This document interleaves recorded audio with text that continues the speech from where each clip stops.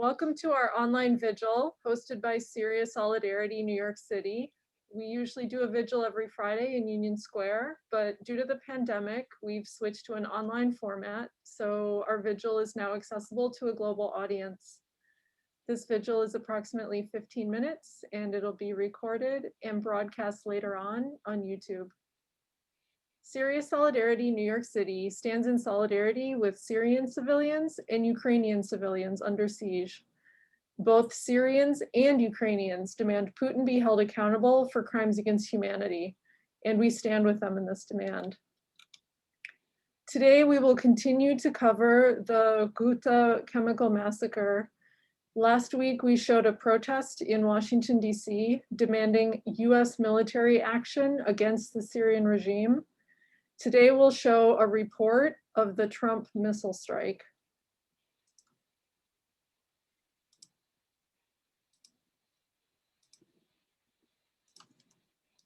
This is an ABC News special report. Strike on Syria. Now reporting, George Stephanopoulos. Good evening. We are coming on the air right now because President Trump has just ordered a military strike on Syria. It comes just 2 days after that horrific chemical attack by the Assad regime that killed almost 100 people, including women and children. President Trump called it an affront to all humanity. Now he has retaliated. I'm here with our chief global affairs anchor, Martha Raddatz. And Martha, all through this campaign, just 3 days ago, the president saying this is not our fight. And as soon as he saw those pictures, as soon as he saw those images from that chemical attack, he wanted action. I think this is the single fastest punishing strike I have ever seen. Just a couple of days, he made his decision. I also have to say that Secretary Mattis, who was CENTCOM commander in 2013 when President Obama decided not to take action against Syria, this is something he was frustrated by in 2013. He's now the Secretary of Defense. They had plans in place, and they've gone ahead with cruise missiles from Navy ships in the Mediterranean. I want to go to our military consultant, Steve Gaynor in Washington. Steve, you've flown military missions over Iraq. This appears to be Tomahawk cruise missiles against airfields. What does that say to you? George, it says that the president wanted to not risk any U.S. lives and to punish Assad as quickly as possible. So we think the cruise missiles were launched by 2 U.S. Navy ships, Arleigh Burke-class destroyers, the USS Ross and the USS Porter, in the eastern Mediterranean. They would have flown likely over Lebanon, low altitude, and come in backdoor and hit targets within Syria in Assad-held terrain. I want to go to our chief White House correspondent, John Carl. John, the president down in Mar-a-Lago, you're there as well for that summit with President Xi of China, surrounded by his entire brain trust. He sure is, and I'm told we will hear from the president shortly, a senior official confirming that these were Tomahawk cruise missiles aimed at Syrian regime-held airfields. George, quite a turnaround for this president. This is a president who had, as a candidate, repeatedly said that he was an America First candidate, that Syria was not the United States problem, that we should focus on the United States. But now, after seeing that chemical weapons attack, he was very blunt yesterday, speaking in the Rose Garden, that changed his views on Syria, and now he has ordered military action. I want to go to our chief foreign correspondent, Terry Moran, as well. And Terry, last year you embedded with those Russian troops who are also in Syria, fighting with the United States against ISIS, one of the factors that complicates the U.S. mission here. And we know that the Russians were warning the United States against military action in the Security Council today. That's right, George. This action by President Trump puts his administration squarely at odds with Vladimir Putin's Russia in Syria. Those Russian troops I embedded with, they changed the war. They saved Bashar al-Assad's regime in Syria, and they are fighting not just ISIS, but fighting to protect a long-time Russian strategic interest. They've got a base on the Mediterranean Sea there. They project power throughout the Middle East from their influence in Syria, but they aren't really committed to Bashar al-Assad, the president of Syria. They want to do a deal, but this will make it harder. Okay, Tara Moran and our entire team, thank you very much. We're waiting to hear from President Trump right now. No word yet from the Russians or the Syrians, but President Trump has ordered and completed a military strike against Syria. We'll have much more. You can get all the latest anytime on abcnews.com. And stay tuned for an update of World News Tonight with David in New York. I'm George Stephanopoulos in New York.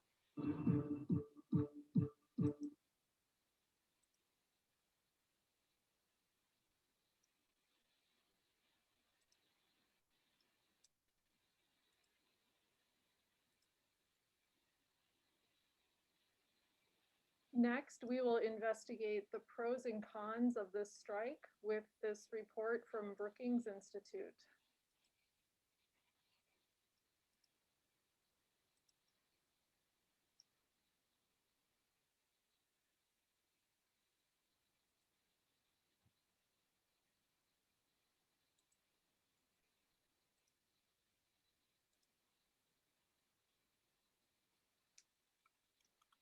So this is from 2017.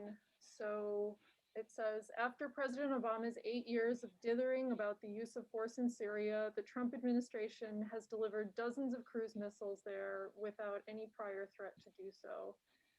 The targets are associated with the use of chemical weapons by Syria's President Bashar al-Assad and represent a dramatic turnaround of US policy. What does this mean for global norms and US policy? And so here are some pros and cons. The pros that they're stating are the US has demonstrated clear support for an international norm against the use of chemical weapons and signaled a cost for future use of such weapons. The Syrians have used such weapons many times without international repercussions. The strike is a message to Assad and the world that indiscriminate weapons that inevitably kill children and other civilians are not acceptable. It helps undo some of the harm caused by Obama's last-minute decision to revert to Congress before taking punitive action after Assad clearly crossed the, quote, red line of using such weapons during his time in office. Importantly, at the time, President Trump stated that upholding this global norm is of, quote, vital national security, contradicting prior positions he'd had posing national interests against international standards. Another pro that they're citing is the United States has demonstrated a willingness to use its powerful military might swiftly, forcing the Russians, the Chinese, and other countries to consider the possibility of unpredictable and lethal reactions by the US. Another pro that they're naming is the strike may not change the strategic situation in Syria, but they may dissuade future decisions by the Syrians and their Syrians meaning Bashar al-Assad and the Russian and Iranian backers to use weapons and perhaps other indiscriminate weapons like barrel bombs and cluster bombs. So at a tactical level, the Assad regime would only be inviting a more serious strike if it uses chemical weapons again. That's the opinion at the time. Some cons include these minimal strikes are unlikely to dissuade the Assad regime from much more than using chemical weapons again, much less weaken Assad in any strategic sense or bring the war or the genocide closer to an end.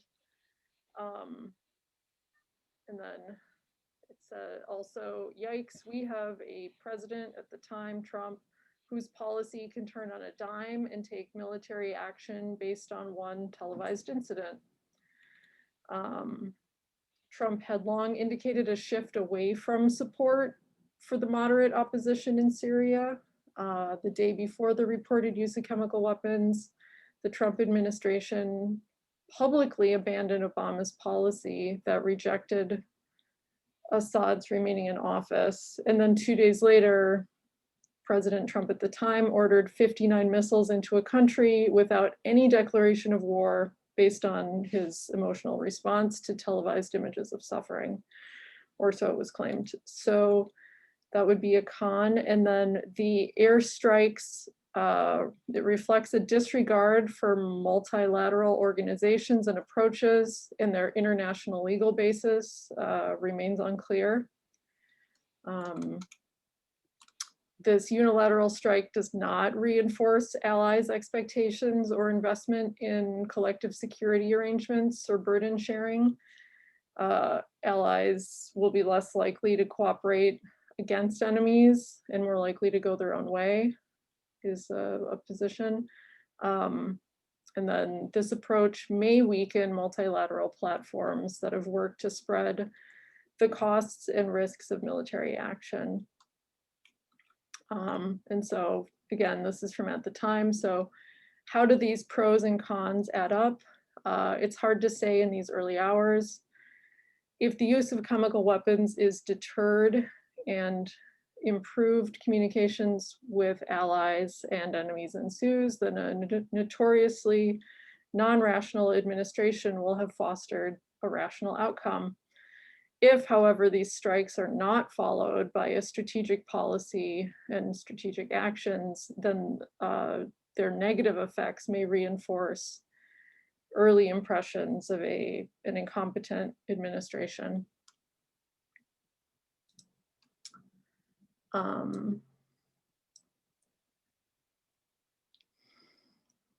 don't know, Bill, as a journalist, is there any 15-second commentary you would add into that?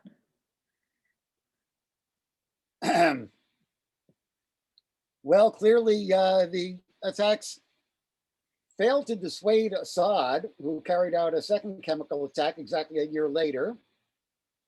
That was the one we were just talking about was the Duma attack in 2017, followed by the Khan Sheikhoun attack in 2018, or if I got them backwards, if I got them confused. And one was in April 2017, one was in April 2018. So it went through exactly the same thing twice.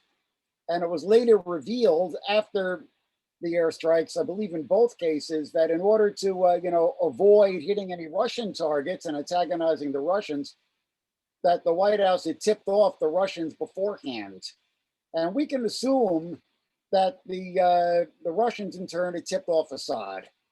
So probably the whole thing was kind of a charade, and Assad knew the attacks were coming, and he just put some essentially worthless and outdated aircraft on the fields to get blown up so that he could whine about being attacked by the US. And the whole thing was just kind of a choreographed charade. I'm rather cynical about the whole thing, to tell you the truth. I think that's fair. It's a bit of theater for everyone. So this continues. We will have, I guess this is the last vigil that we're doing in August. The month of August has been dedicated to covering the chemical weapons attacks in Ghouta in 2013 and subsequent attacks. So we will have new topics, but thank you, Bill, also for sharing your insights on If I can just add, having been, playing the cynic, if I can just talk about briefly about what might actually be a constructive direction, is that it's disgraceful this late in the day. There have still been no criminal charges which have been brought against Bashar Assad at the International Criminal Court. And obviously, the Security Council calling for such charges is going to be vetoed by Russia. That goes without saying. But that isn't preventing the General Assembly from at least taking your General Assembly votes are generally not binding, but at least be a strong symbolic statement if the General Assembly could vote to recommend criminal charges be brought against Bashar Assad. That would be at least something which could be moving towards some accountability in this situation. Thank you. So next we will do our 5 minutes of silent vigil.